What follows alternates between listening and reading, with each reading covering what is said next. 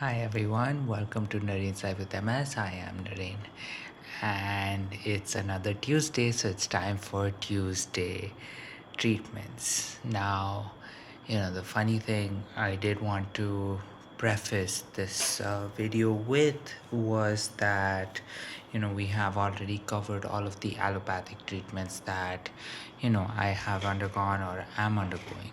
So now I will sort of shift the focus, go more towards the alternative treatments that I have, used, a, while after being diagnosed. And, you know, I definitely am not one to say that one's better than the other, but, everything does,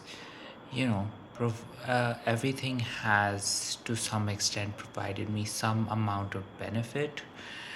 But I think when discussing alternative therapies, especially alternative treatments, it really, it's a case by case thing where, depending on how well you can take the treatment, um, handle the treatment, the better, you know the better the results are, or the more, you know the more benefits you see. Now, usually what ends up happening with alternative therapies is that, of course, a lot of people will say, no, you should not take that. But for me, it's more of a, whatever works, right? Whatever can provide me even the tiniest bit of comfort, I'm all up for it. So where do I want to start off with today's alternative therapy? So,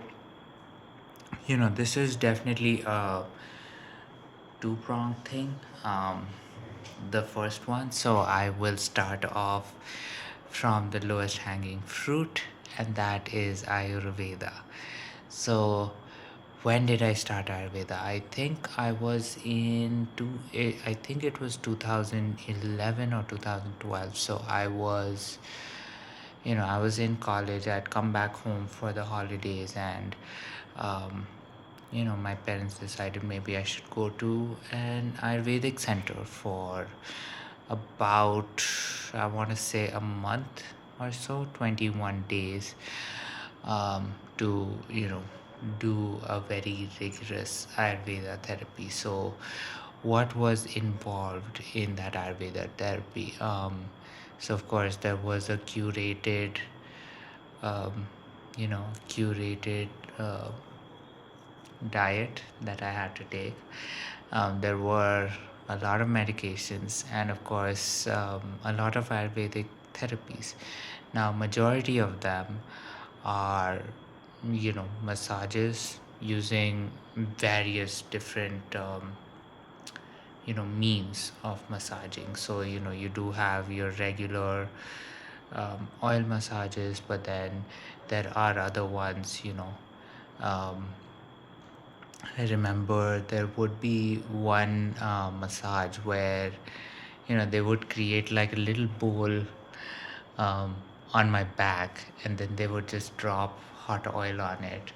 There was one where, they would take these almost, they had like little bags of, I'm guessing, rice, which they would pretty much heat up on, a little stove, and then they would, you know just hammer my back with it. uh, and actually, these bags of what I imagine are rice, or pulses, or something else.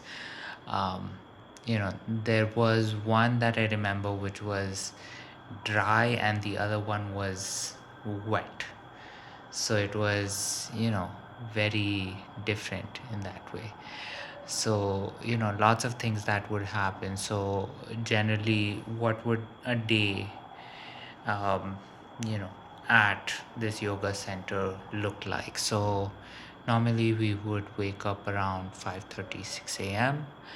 And then there was 6 to 7 was usually meant for walking around the compound, just breathing in fresh air. At 7 a.m. you had yoga, and then and I would get to yoga, in another treatment Tuesday. And then, of course, after that, you would go for breakfast at around 8 a.m. And usually, breakfast would last about an hour. There was an hour given for breakfast, and then at 9 a.m. you would go in for your first therapy, which would last, I want to say, anywhere between an hour and a half to 2 hours. And so it was one of the massages that you would have to take. um, and they would vary in between, the different types of massages I talked to you about. There were a few others. I remember there was one where they would where the massage therapist would just pour hot oil on you for, I want to say, close to 45 minutes to an hour. It was pretty crazy. And then there was definitely another one, but I mean, we're talking 14 years back. So, of course, I won't remember every single massage that I had to undergo. But after that, you would be put into, well, pretty much like a steam room, but it was only pretty much your body below the neck. So you would get into, I'd say, a room, and they'd turn on the steam, and then you'd steam for, I want to say, close to 10-15 minutes. And then after that, you would finally come out, take a shower, which was much needed. And then, because you're covered in oil, you're covered in sweat, and and then you're pretty much good to go. But of course, considering there was so much oil, generally they would give you a paste made of lots of pulses and lentils, and you had to scrub your body with it to try and remove as much of the oil as possible. And with Ayurvedic oil, especially when you're probably doing a Kerala Ayurvedic treatment, the oils do have a very strong fragrance, which might definitely might not suit a lot of people. So definitely one bit of warning for you: if you are looking to go into Ayurvedic therapy, do know that the oil there is generally very strong in terms of its scents. Of course, after that we would come out. It would be around 10:30, I'd say. And then you would probably just walk around. At 12 a.m. you would have a pranayam session. I'd go over pranayam when I talk about yoga. But it would be a little bit of breath work. And then um, you know you have lunch at around, so pranayam would go from, I'd say, 11:30 all the way to 12:30. And then you had lunch. And lunch was, again, even though we did have curated diets, usually it would be um, you know generally it would be a buffet style lunch.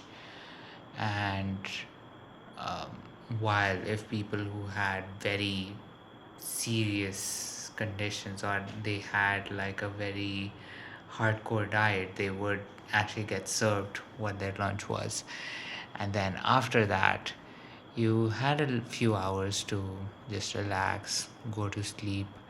um, and then I think in the mid-afternoon, early afternoons, around 4, you would have a session on meditation.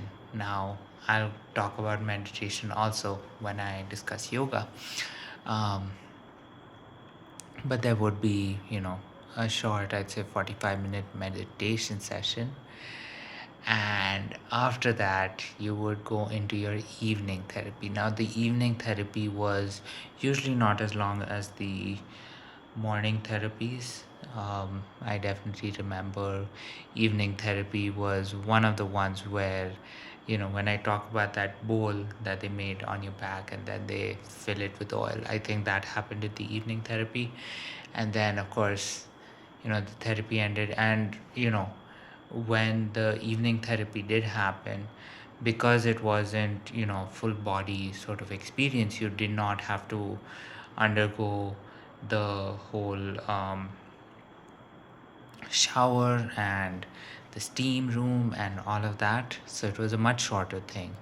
And then once that was done, it was close enough to dinner time that you'd probably exit out of the treatment center and then go directly to dinner, have dinner, return to you know your room, and then spend a couple of hours, do whatever you would like, and of course then it's time to say goodnight.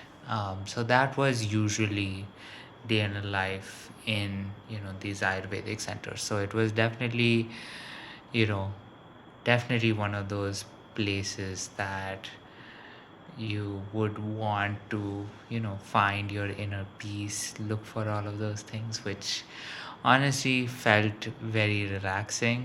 But truth be told, I was maybe a little too young to truly appreciate everything that went on, right? I didn't know what I wanted to do back then. I kind of still don't, but I definitely want to say that if I do go and undergo that therapy again, yes, it will definitely require a lot more energy from my part to be able to do everything the way it is prescribed there.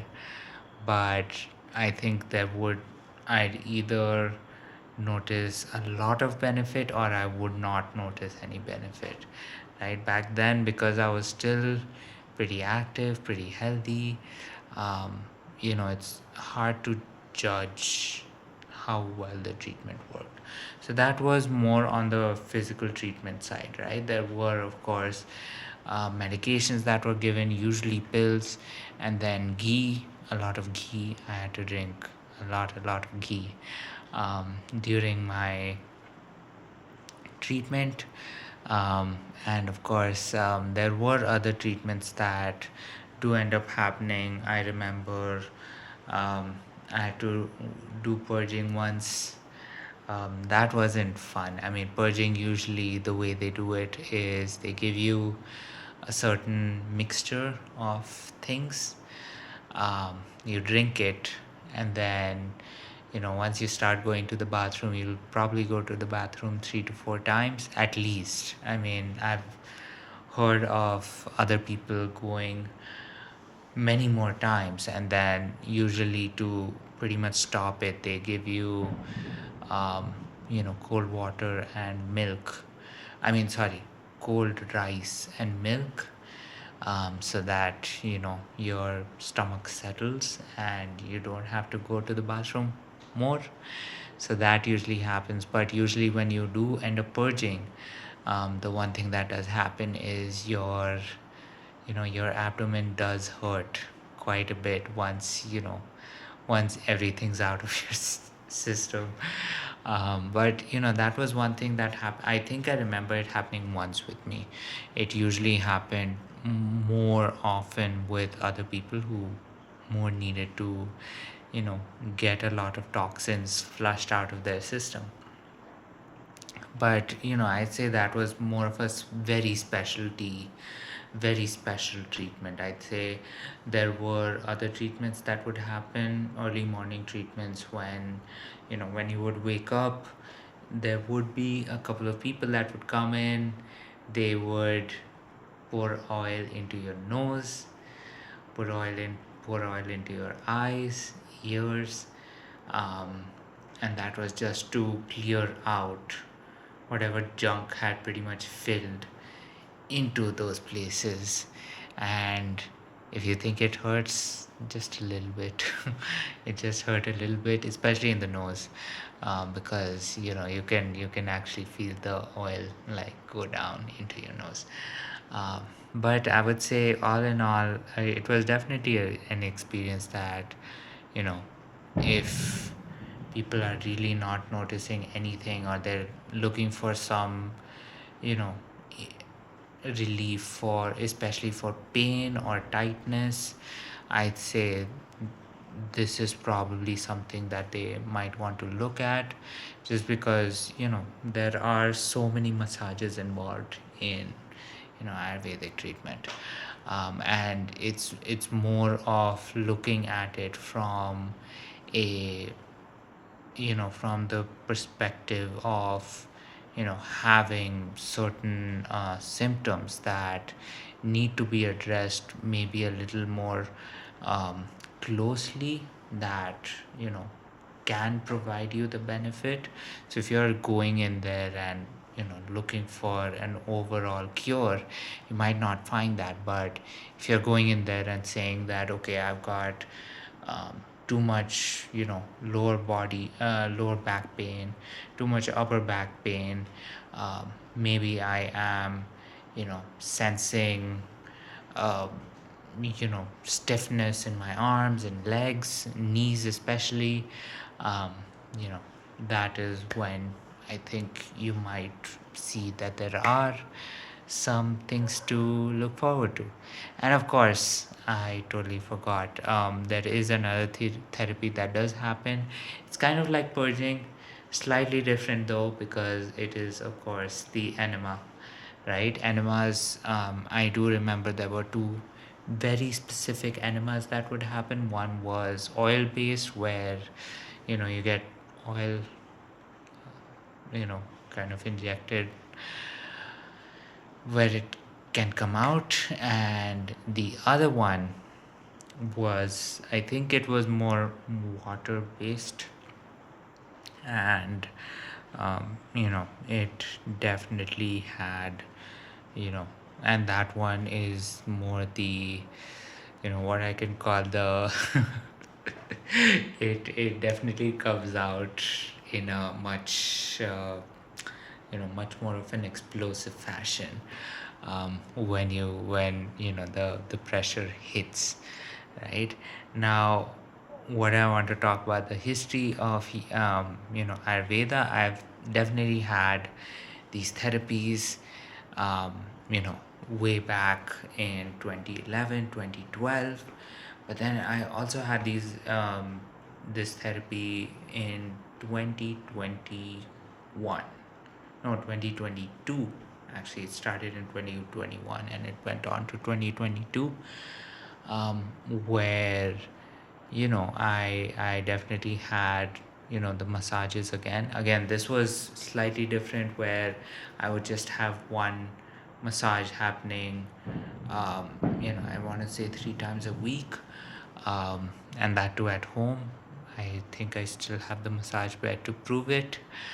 uh, that was also, and it was during that where I actually noticed some benefit.